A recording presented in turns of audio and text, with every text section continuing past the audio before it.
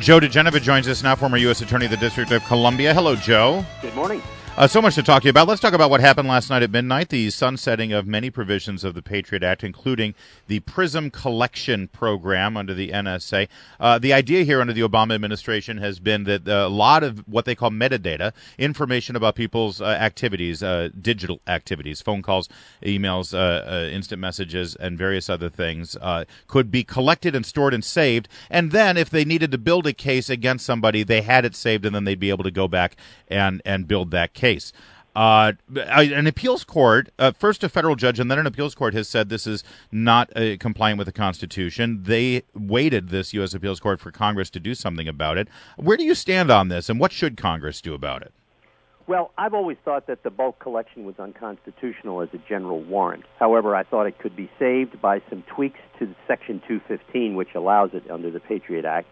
And I think Congress is about to do that. Even though this authority to collect bulk data has lapsed, there's a bill in the House which has passed. It's going to be considered by the Senate, and there are going to be some amendments to it. Then it'll be sent back to the House. I think some form of bulk data will continue, but probably it will be with the telephone companies holding it. And while that may create some delay, it actually may be the only way in order to save bulk data from an ultimate review by the Supreme Court. The other thing that has expired are what called roving wiretaps, which allow authorities to follow multiple cell phones without going back to the court each time to get a warrant for each cell phone. And finally, the other provision that lapsed is the lone wolf provision, which allows all the powers of the Patriot Act to be used against a lone wolf who has no apparent connection to a foreign power. I think all three of these powers are going to be restored, but we have had a pretty important and essential debate about the Fourth Amendment and our freedoms. And I give Rand Paul a lot of credit.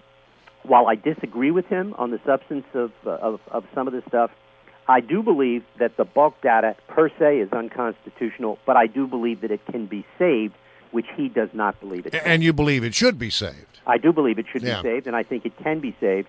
But in fact, this is a general warrant, and that's why we had a constitution back in 1789 to prevent the king from executing general warrants. But the bulk data is essential, and it can be done the right way, and it should be. All right, but for the moment, all those things have lapsed. Right. Unless there was a current, as I understand it, if there was a current ongoing investigation, even though the law has lapsed, they are allowed to continue that investigation. But if they decided that they had something new that cropped up today, they would not be able to legally go and get that PIN data. They would be able to go to the FISA court and get a warrant from the court. That would just take a little more time. They wouldn't be able to do it the way they're doing now, which is simply collect it and look at it. And most people say, what's wrong with that? What's wrong with actually each time having to go to a judge? There's not. As long as you are willing to accept that the delay could lead to an attack. If you are willing to assume the risk that any delay is potentially catastrophic, then you're fine. Yeah. If you're not willing to accept any delay which could be catastrophic, then you are not happy with this. And those are two very legitimate positions. Joe DiGenova, the Justice Department was in the news on Friday with the charges against former Speaker of the House Dennis Hastert. Yes. And now over the weekend, it's been revealed that allegedly the money that he was moving back and forth there at just under $10,000 increments, which apparently was a violation of the law, that money potentially was hush money to potentially a student. Again, this is all alleged. A student that may have accused him of some wrongdoing, possibly of a sexual nature. Talk to me about the perspective of the Justice Department. You used to be a U.S. attorney. What is really going on here? Because a lot of people are looking at this saying this smells like a political hit more than anything else. It has a lot of strange twists and turns to it. I mean, clearly, here's what Mr. Hastert should have done. As soon as the demands were made for extortion, he should have hired a lawyer. And the lawyer should have been in contact with the extorter and told the extorter to get a lawyer. And then the lawyers could have negotiated a civil settlement, and all of this would have ended. He might have ended up paying $1 million or $2 million, but it would have been done pursuant to a legal process, which is perfectly legal.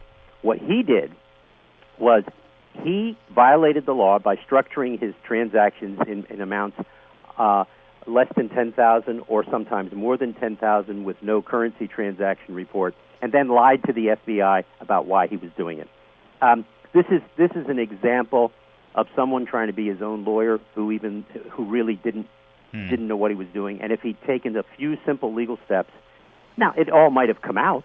There might have clearly been some sort of news about this, but at least he could have dealt with that and not dealt with a potential prison term. Yeah, it's troubling the way this is all sort of drip, drip, drip come out, isn't it? Well, that's the way it happens. And by the way, clearly the extorter, I mean, I don't care whether or not this person was a victim many years ago. This was clearly somebody who was extorting money, and this person should be charged. All right, a new topic, if I could. We want to know what you think about the potential candidacy of one Martin O'Malley. Well, it's not a potential candidacy. He is running, yeah. He's the real McCoy. I mean, I think it's wonderful that somebody who's been part of 50 years of governing a failed city in America thinks that qualifies him to be president. Martin O'Malley is, Baltimore is a Potemkin village right now, a bunch of fake things on the Inner Harbor, and then the rest of the city is a nightmare. This is an example of Democratic Party hubris. O'Malley, the happy-faced guy, the guy that doesn't wear a shirt, big muscles, plays music, lovey-dovey guy. Bottom line is, he is the perfect antidote to Hillary Clinton. They're both boring. They're both lefto nutsos. And in one sense, he's a man, she's a woman, so the Democrats have it covered. I mean, but the most important thing about this whole story is, without missing a beat and without being the slightest bit embarrassed, he goes on and says he's proud of the job he did in Baltimore. Yes. And only a Democrat could think that 50 years of Democratic governance, total failure, destruction of the black family, destruction of the African-American community, black-on-black crime at an all-time high, only a Democrat could think that that is success.